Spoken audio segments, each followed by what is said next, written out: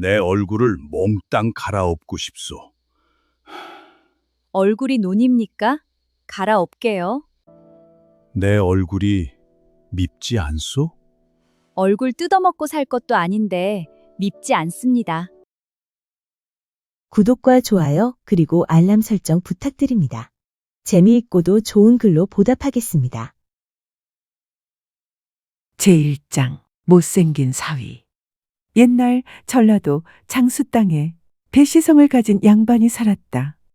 대대로 벼슬하던 집안이었으나 세월이 흐르면서 가세가 기울어 이제는 직접 농사를 돌보며 살았다. 그래도 논밭에서 해마다 100석 가까이 곡식이 나왔으니 굶을 걱정은 없는 집이었다. 배씨에게는 외아들이 하나 있었는데 아들은 어려서부터 글을 좋아하고 셈이 빠른 데다 한 번 본 것은 좀처럼 잊지 않았다. 게다가 성품도 느긋하여 남을 함부로 홀대하거나 하지 않았다. 그런데 딱 하나 문제가 있었다. 얼굴이었다. 눈은 조금 작고 코는 큼직했으며 입은 한쪽이 살짝 올라가 있었다. 게다가 천연두를 앓은 자국까지 조금 남아 있었다. 처음 보는 사람은 저도 모르게 한 번 더 쳐다볼 정도였다. 아들이 20살을 넘기자 배씨는 중매쟁이를 불러 혼처를 알아보았다. 첫 번째 중매쟁이는 자신만만했다. 어르신, 걱정 마십시오. 제가 중매를 몇 해 했는데 아직 짝을 못 찾아준 사람이 없습니다. 그러고는 아들을 만나 보았는데 깜짝 놀란 중매쟁이가 배씨에게 말했다. 저 소생이 갑자기 생각난 일이 있어서 이만 가봐야겠습니다. 혼처 이야기는 어찌하고? 그게 다음에 말씀드리죠. 그 다음은 영영 오지 않았다. 두 번째 중매쟁이는 더 재미있었다. 아들을 보고 한참 말이 없더니 뜬금없이 물었다. 도련님께서는 글을 잘하십니까? 조금 읽습니다. 농사는요? 소출 계산 정도는 합니다. 성품은? 배씨가 얼른 끼어들었다. 순하지. 아주 순해. 중매쟁이가 깊은 한숨을 쉬었다. 하늘이 사람에게 모든 것을 다 주지는 않는 모양입니다. 그러더니 그 역시 다시 나타나지 않았다. 그렇게 몇 번이나 혼사가 깨졌다. 배씨는 아들만 보면 한숨부터 나왔다. 저놈의 얼굴을 몽땅 갈아엎을 수도 없고. 그러나 정작 아들 녀석은 태평했다. 아버지, 얼굴이 논입니까? 갈아엎는다고 달라지게요? 이놈아, 너는 속이 편해서 좋겠다. 얼굴 보고 도망갈 사람이라면 혼인한 뒤에도 오래 못 살 사람 아닙니까? 배씨는 그 말을 듣고도 웃어야 할지 울어야 할지 몰랐다. 제2장 지난 친구의 중매. 그러던 어느 날이었다.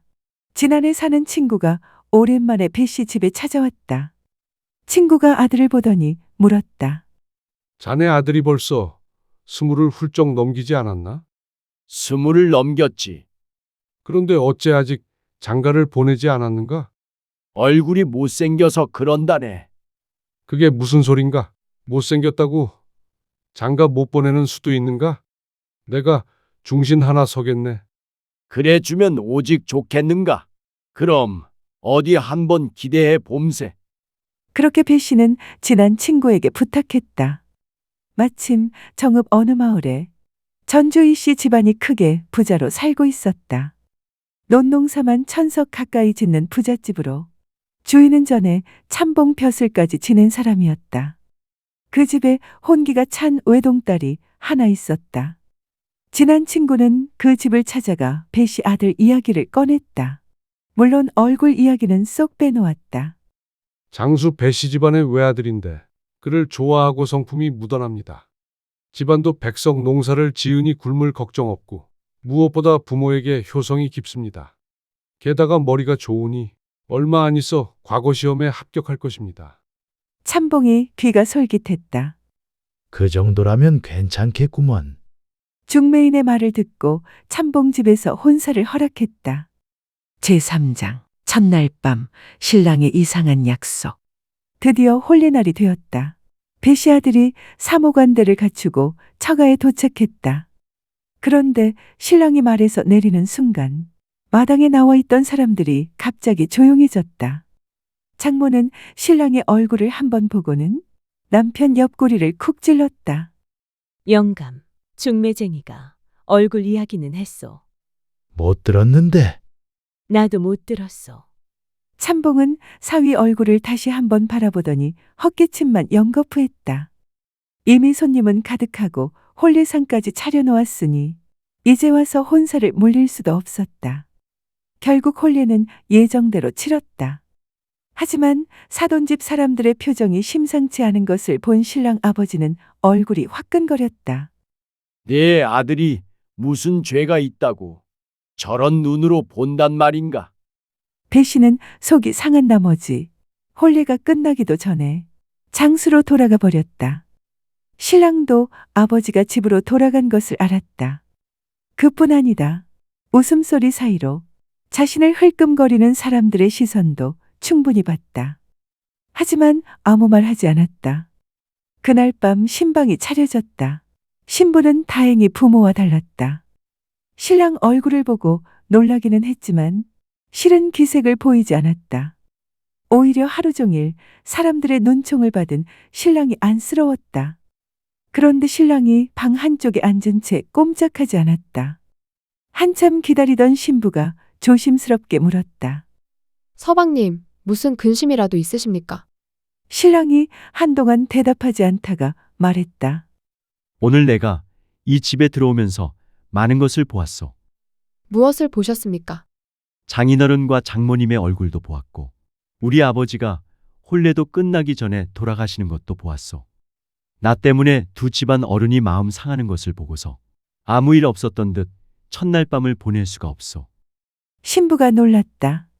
그러면 저를 두고 돌아가시겠다는 말씀입니까? 그대를 싫어해서가 아니오. 그렇다면 더욱 이상합니다. 서방님께서는 우리 부모님과 혼인하신 것도 아니고 저와 혼인하신 것 아닙니까? 신랑은 그 말을 듣고 처음으로 신부를 똑바로 바라보았다. 내 얼굴이 부끄럽지 않소. 신부가 대답했다. 얼굴 뜯어먹고 살 것도 아닌데 부끄럽지 않습니다. 얼굴이야 오래 보면 익숙해지는 것이지만 사람 마음이 못된 것은 평생을 살아도 익숙해지지 않는 법이니 마음이 못났을까봐 걱정이 됩니다. 신랑의 얼굴에 희미한 웃음이 번졌다. 사람 하나는 제대로 만났구나. 하지만 그는 뜻밖의 말을 했다. 오늘은 돌아가겠소. 서방님, 한 달 뒤 보름날 밤에 다시 오겠소. 대문으로 들어오면 장인어른께서 막으실 테니 후원의 대밭으로 오겠소. 정말 오시겠습니까? 약속하오. 그리고 정말 신부를 그대로 두고 장수로 돌아가 버렸다. 다음 날 아침 딸이 늦도록 방에서 나오지 않자 장모가 찾아왔다. 얘야, 아직도 자느냐? 신부가 이불을 뒤집어 쓴 채 대답했다. 서방님은 어젯밤에 가셨습니다. 뭐라고? 장모의 얼굴이 금세 밝아졌다. 그렇다면 차라리 잘 되었구나. 그 말을 들은 신부가 벌떡 일어났다. 어머니, 평소 순하기만 하던 딸이 처음으로 목소리를 높였다. 제 남편입니다. 다시는 제 앞에서 서방님을 흉보지 마십시오. 장모는 딸의 기세에 놀라 입을 다물었다. 제사장, 대밭에서 오가다. 그리고 정확히 한 달 뒤 달이 중천에 떴을 무렵 대밭에서 사각사각 소리가 났다.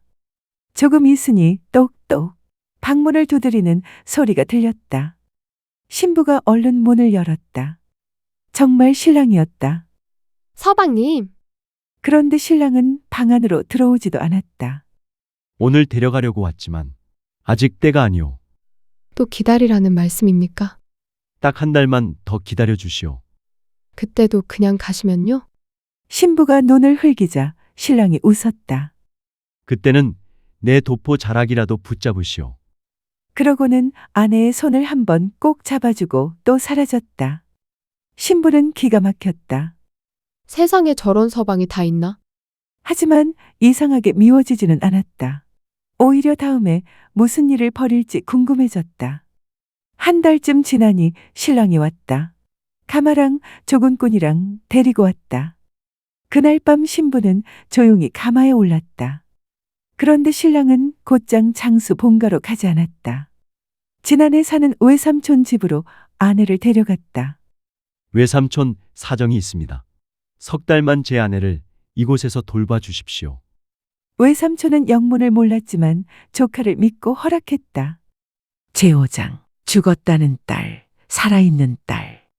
다음 날 친정인 정읍에서는 난리가 났다. 딸이 감쪽같이 사라진 것이다. 참봉 부부는 하인을 한 사람, 장수 배씨 집에 몰래 보내보았다. 그런데 아무리 살펴봐도 딸이 없었다고 심부름 간 하인이 말했다. 사위가 데려간 것도 아닌 모양이다. 참봉은 더욱 난처해졌다. 양반집 외동딸이 한밤중에 사라졌다는 소문이 나면 집안 망신이라고 생각한 참봉 부부는 결국 엉뚱한 꾀를 냈다. 병을 앓다가 갑자기 죽었다고 하세. 그리고 딸이 병으로 죽었다는 소문을 냈다. 소식을 들은 사위가 불이 나게 찾아왔다. 장인과 장모는 사위를 붙들고 눈물까지 흘렸다. 자네가 돌아간 뒤 아이가 시름시름 앓더니 그만. 사위가 가슴을 치며 말했다. 이럴 수가 있습니까? 마지막 가는 얼굴이라도 보겠습니다. 참봉 부부의 얼굴이 하얗게 질렸다. 이미 염습을 끝냈으니 볼 것 없네. 아무리 그래도 제 아내인데 마지막 인사는 해야죠. 사위는 말릴 틈도 주지 않고 빈소로 들어갔다. 방 한가운데 이불이 덮여 있었다. 사위가 이불을 확 걷었다. 그 아래에는 시신 대신 미역다래를 크게 묶어서 송장처럼 해놨다. 이 모습을 보고 사위가 큰 소리로 야단을 쳤다. 아니, 이게 뭡니까? 나를 못났다고 소박을 주고 쫓아내더니 딸을 어디 몇천 냥 몇만 냥 받고 팔아먹고는 딸이 죽었다고 합니까? 그제야 장인, 장모는 사정사정 빌었다. 사실은 몸이 약해 빠져서 그랬으니 사위는 그저 우리 딸이 죽었다고 말만 해주면 지난해 있는 250 석지기 논문서를 줄 테니 그리 해주게. 사위는 못 이기는 척하고 250 석지기 논문서를 받아서 논이 있는 친한 사음에게 갔다. 가서는 이 땅의 임자는 자신이니 그렇게 알고 앞으로는 도지를 그에게 가져오라고 했다. 제6장 사음의 힘을 눈여겨보다. 집에 돌아와서 아버지 배씨에게 말했다. 아버지, 저 다시 혼인하겠습니다. 지난 혼인도 제대로 끝나지 않았는데 무슨 말이냐? 며칠만 기다려 보십시오. 그런 다음 사음의 집에 가서 자신이 장가를 가게 되었으니 토지세로 받아놓았던 나락을 내와야겠다고 했다. 나락 섬을 내는데 머슴을 시키지 않고 사음 스스로 나르는데 나락 섬을 번쩍번쩍 들고 내더니 250석을 혼자서 눈 깜짝할 새에 다 냈다. 사위가 속으로 감탄했다. 저 사람 힘만 센 것이 아니라 말도 무겁구나. 언젠가 큰일을 함께할 만한 사람이다. 사위는 정읍 처가에도 사람을 보냈다. 제가 새로 장가를 드니 혼례를 보러 오십시오. 참봉은 기가 막혔다. 내놓은 250 석지기를 가져간 것도 분한데 벌써 세 장가까지 간다고? 안 갈 수도 없었다. 도대체 어떤 처녀와 혼인하는지 눈으로 확인하고 싶었다. 신부가 가마에서 내리는 순간 참봉의 눈이 휘둥그레졌다. 아니, 죽었다고 소문낸 자기 딸이었다. 딸이 아버지를 보고 방긋 웃었다. 아버지, 오셨습니까? 참봉은 말문이 막혔다. 사위가 태연히 다가왔다. 장인어른, 제 새 신부가 어떻습니까? 이 사람아, 참봉의 얼굴이 벌개졌다. 이게 대체 무슨 짓인가? 사위가 웃으며 말했다. 장인어른께서 따님이 죽었다고 하셨으니 저는 살아있는 따님과 다시 혼인한 것뿐입니다. 주변 사람들이 웃음을 터뜨렸다.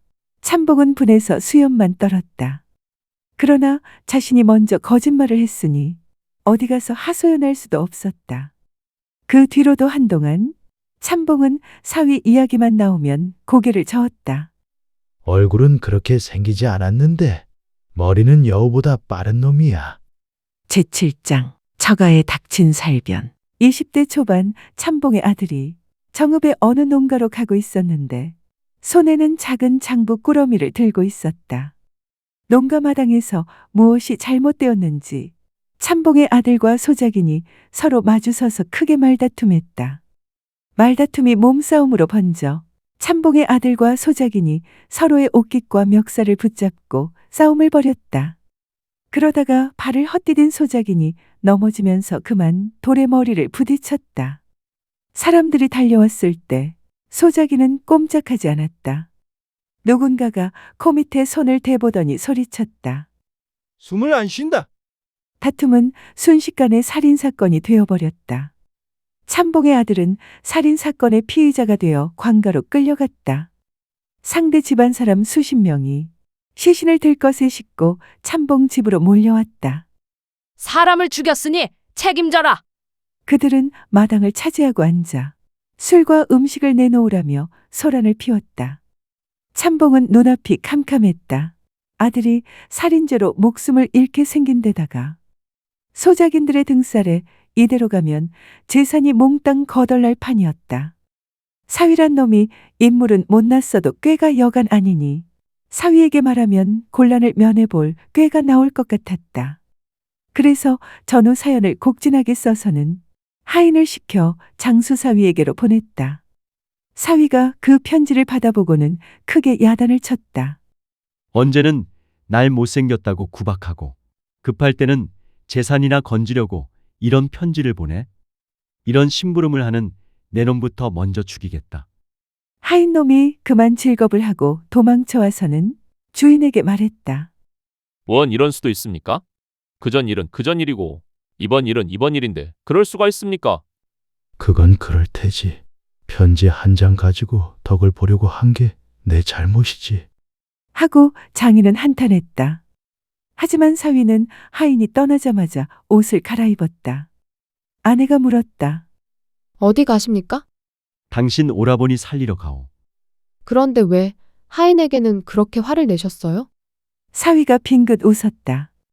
내가 간다는 사실을 아무도 몰라요. 일을 제대로 매조지할 수 있어. 제8장 어둠 속의 계략. 사위는 곧장 지난해 사움을 찾아갔다. 나와 함께 밤길을 좀 가야겠네. 급히 처리해야 할 일이 있다네.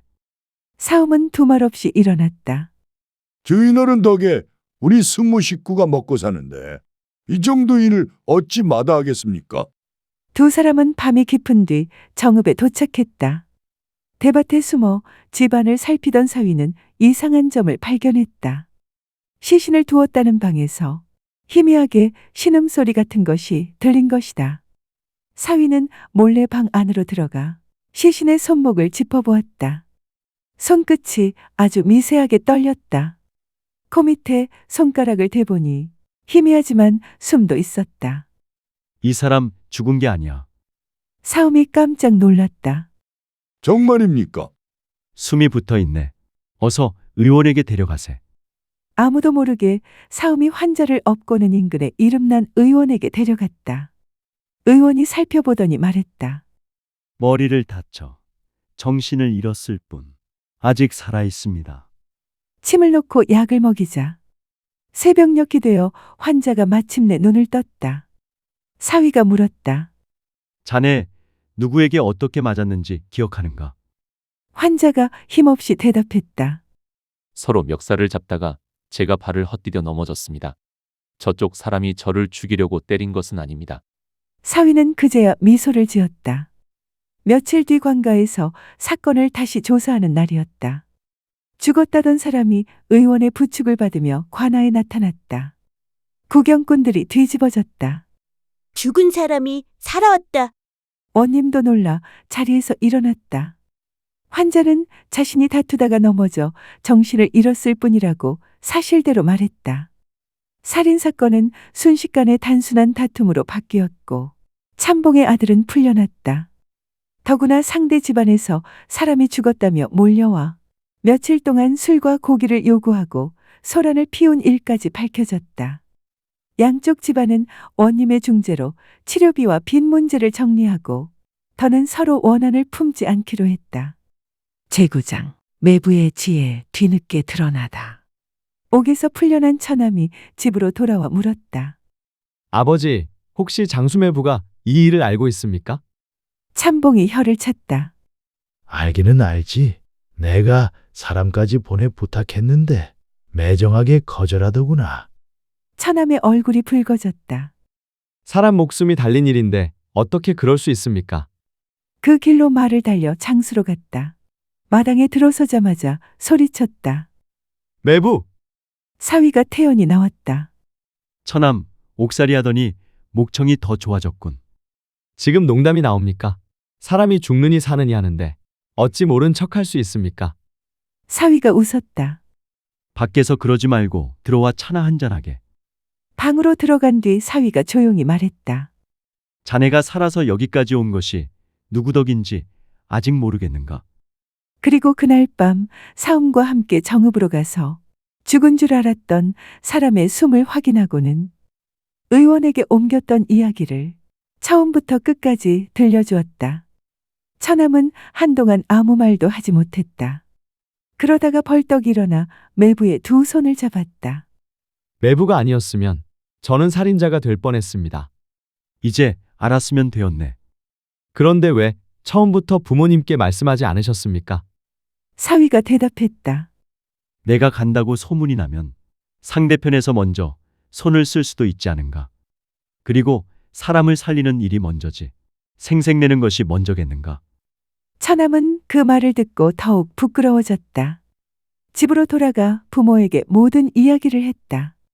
참봉 부부도 한동안 말이 없었다. 마침내 장모가 말했다. 우리가 사람을 참 잘못 보았구려. 참봉도 고개를 끄덕였다. 처음에는 얼굴만 보고 사람을 판단했지. 그런데 정작 어려운 일이 닥치고 보니 우리 집안을 구한 사람은 그 사위였구나. 그리고 씁쓸하게 웃었다. 250석직이 논이 아깝다고 몇 년을 소갈이 했는데 이제 생각하니 전석을 주었어도 아깝지 않을 사위였네. 그 뒤부터 사위를 만날 때마다 대접이 극진해졌다. 사위가 웃으며 물었다. 장인어른, 이제는 제 얼굴이 좀 나아졌습니까? 참봉이 헛기침했다. 얼굴이 어디 하루아침에 달라지겠나. 방 안 사람들이 웃음을 터뜨렸다. 참봉이 얼른 말을 이었다. 하지만 자꾸 보다 보니 이제는 제법 훤해 보이는구먼. 그러자 장모가 한마디 거들었다. 사람이 미우면 잘생긴 얼굴도 밉고 사람이 고마우면 못생긴 얼굴도 정이 드는 법이지요. 제10장 현감이 된 사위. 그 뒤 사위는 더욱 글 공부에 힘썼다. 본래 총명한 데다 사람의 마음을 읽고 이를 헤아리는 재주가 있었으므로 학문도 빠르게 늘었다. 마침내 과거에 응시하여 당당히 급제하였고 훗날에는 고향 장수의 현감까지 지냈다. 현감이 된 뒤에도 그는 외모 때문에 사람을 함부로 판단하는 것을 몹시 경계했다. 아전을 뽑거나 백성의 송사를 들을 때에도 늘 말했다. 눈에 먼저 들어오는 것만 보고 사람을 판단해서는 안 된다.